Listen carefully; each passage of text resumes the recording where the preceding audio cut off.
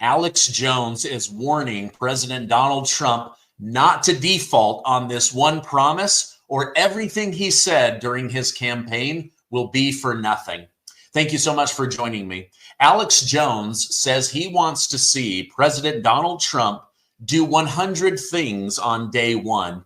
But the real litmus test on whether he is telling the truth about January 6 prisoners and everything else depends on him freeing American political prisoners. Let's watch this together. January 6th pardons, President Trump says there's a process. Where is the line drawn on who will and wouldn't be considered for a pardon? I think it's very simple. Look, if you protested peacefully on January the 6th and you've had Merrick Garland's Department of Justice treat you like a gang member, you should be pardoned. If you committed violence on that day, obviously you shouldn't be pardoned. And there's a little bit of a gray area there, but we're very much committed to seeing the equal administration of law. And there are a lot of people, we think, in the wake of January the 6th who were prosecuted unfairly. We need to rectify that. The J.D. Vance event where he went on Fox News and started mealy-mouthing and squirming out of the real issue, my inside information is he got his ass handed to him after doing that, because now they understand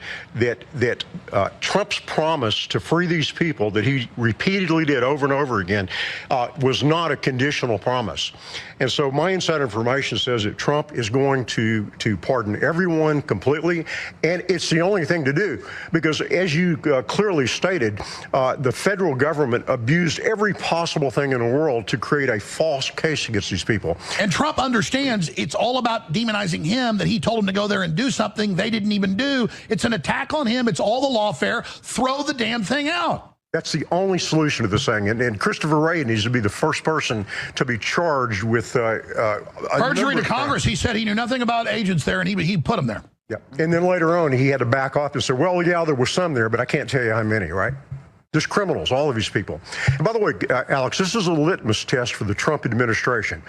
The first test is he going to keep his promise on Monday and free these people? And if he doesn't free these people, he will have broken the first, and I believe the most important promise, the litmus test of his next 4 years. So what Gary, I'm glad you said that. By the way, you got to come on the show more, because you always boil it right down to the point. I meant to come on today and say, this is a litmus test of doing the right thing and not being intimidated by the left's done. Everybody hates them. We've turned the tide. Stop paying lip service. Oh, they'll say we let violent people out. They let child molesters and murderers out. The vice president was bailing out people that set federal buildings on fire. Let our people go, damn it. They're political prisoners.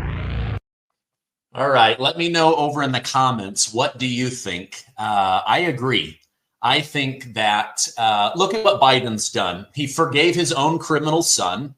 He's let spies out. He's let people with inappropriate images of children go, murderers off, people involved in 9/11.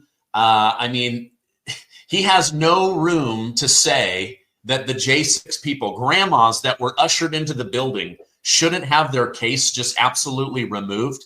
Now, it was interesting that that gentleman said that J.D. Vance actually got his butt chewed out for what he said in that Fox News interview, because I believe on Monday, Donald Trump is going to pardon all of those people. I don't think Pam Bondi's going to be able to get in his way. I don't think J.D. Vance is going to be able to get in his way. I don't think the new person leading the White House is going to be able to deter Donald Trump from freeing those political prisoners. But let me know over in the comments what you think. Now, it's crazy to say this, but this is the last weekend Joe Biden will be president of the United States. On Monday, President Donald J. Trump will be sworn in, but many people will likely not attend in person as weather conditions in Washington, D.C. have worsened. Temperatures in Washington, D.C. are now dropping, which means the inauguration for Trump will not be happening outside. As of now, President Trump and VP J.D. Vance are expected to be sworn in inside the Capitol. In a post on Truth Social, Trump explained further, stating, "It is my obligation to protect the people of our country. But before we even begin, we have to think of the inauguration itself. The weather forecast for Washington, D.C., with the wind chill factor could take temperatures into severe record lows. There is an Arctic blast sweeping the country. I don't want to see people hurt or injured.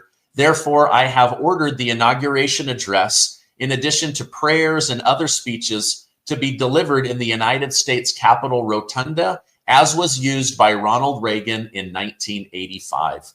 Now, Trump went on to say it's dangerous conditions for the tens of thousands of law enforcement, first responder, police canine, and even horses, and hundreds of thousands of supporters that will be outside for many hours on the 20th. Please dress warm. Now, since Trump's inauguration will be happening inside, fewer people will be able to attend in person.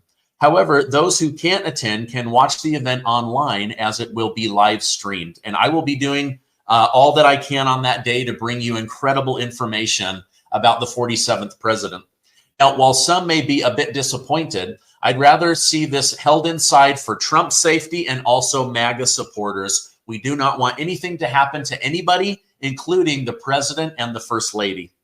By the way, thank you guys so much for liking and sharing these videos. It really helps me out. So thank you guys so much. Now listen to this bull crap.